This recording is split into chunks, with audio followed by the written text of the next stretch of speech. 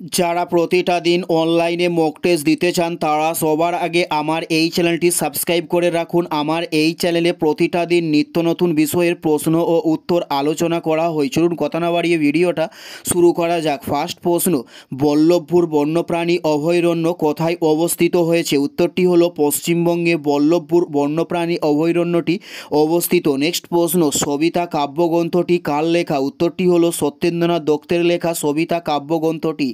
উত্তরটি হলো সত্যেন্দ্রনাথ দত্ত। নেক্সট প্রশ্ন, ভাস্কর বর্মন কোথাকার রাজা ছিল? উত্তরটি হলো অসমের রাজাকে বলা হয় ভাস্কর বর্মন। উত্তরটি হলো অসমের রাজাকে বলা হয় ভাস্কর বর্মন। নেক্সট প্রশ্ন হলো মৌর্য সাম্রাজ্যের প্রতিষ্ঠাতা কে ছিল? উত্তরটি হলো চন্দ্রগুপ্ত মৌর্য ছিল মৌর্য সাম্রাজ্যের একজন প্রতিষ্ঠাতা। নেক্সট প্রশ্ন, কোনটি একটি অর্ধপরিবাহী?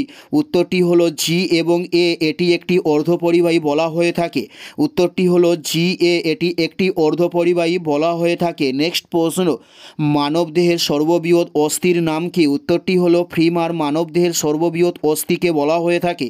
উত্তরটি হলো ফিমার। নেক্সট প্রশ্ন, কোন কোষ অন্ধকারে দেখতে সাহায্য করে? উত্তরটি হলো রড কোষ অন্ধকারে দেখতে সাহায্য করে। উত্তরটি হলো রড কোষ অন্ধকারে দেখতে সাহায্য করে। নেক্সট প্রশ্ন, খুরশুবাদী হরমোন কোনটিকে বলা হয়ে থাকে? উত্তরটি হলো এবিএ, এটিকে খুরশুবাদী হরমোন বলা হয়ে থাকে।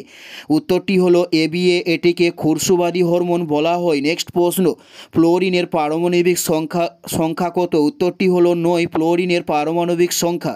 উত্তরটি হলো 9 ফ্লোরিনের পারমাণবিক সংখ্যা। নেক্সট প্রশ্ন, আলোক শোষণে উৎপন্ন বস্তু কি? উত্তরটি হলো ফসফোগ্লাইকোলেট। আলোক শোষণে উৎপন্ন বস্তুকে বলা হয়ে থাকে।